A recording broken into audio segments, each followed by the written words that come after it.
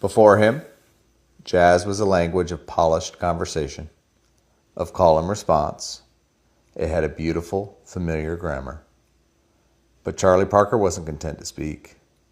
He wanted to invent a new language entirely. He wasn't merely a soloist, he was a revolutionary.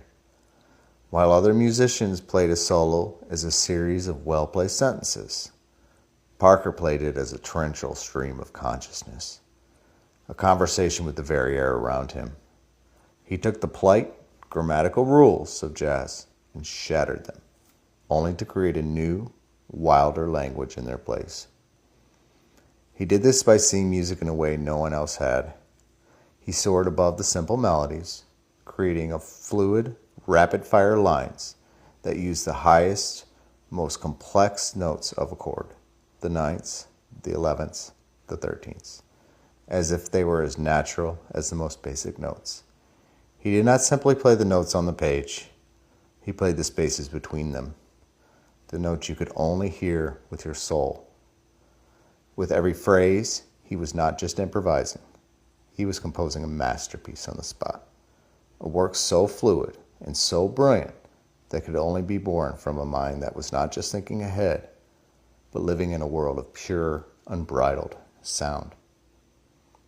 This sound wasn't just a change in style, it was a revolution. Before him, jazz was music of the dance halls, a communal, swinging sound with a steady, comforting rhythm meant to make 100 feet move as one. It was a music you felt in your bones.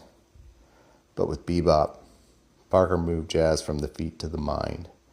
The rhythms became faster, the harmonies more intricate, the conversation between the players more complex. It was music for the listener, meant to be contemplated, not danced to. He broke the sound free from the familiar path, taking it on a wild, improvisational journey.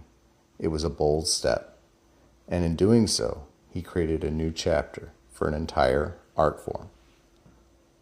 This was the sound of a beautiful mind working at a furious pace, but that genius came at a cost.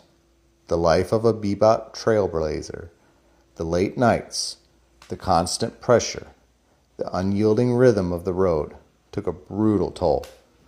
To keep up with his relentless talent, and to quiet the pain that came with it, Parker turned to substances, a choice that came to slowly erode the very foundation of his health. His body was struggling, but it was his soul that finally broke. In 1954, his young daughter Pri died of pneumonia. She was just 2 years old.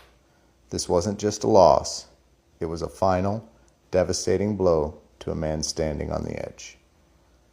After her death, his life completely came undone. The virtuoso, who had once arrived late, now simply didn't show up at all. His friends and his wife desperately tried to help, but the grief of the darkness was too immense to overcome. He was in such a state of pain that he attempted to take his own life twice in a single year. The mind that had created a new language was now silent, and his body, ravaged by the life that lived on the edge, had nothing left to give. He died just 1 year after losing his little girl at the age of 34, a testament to a beautiful spirit that simply couldn't endure the profound weight of a broken heart.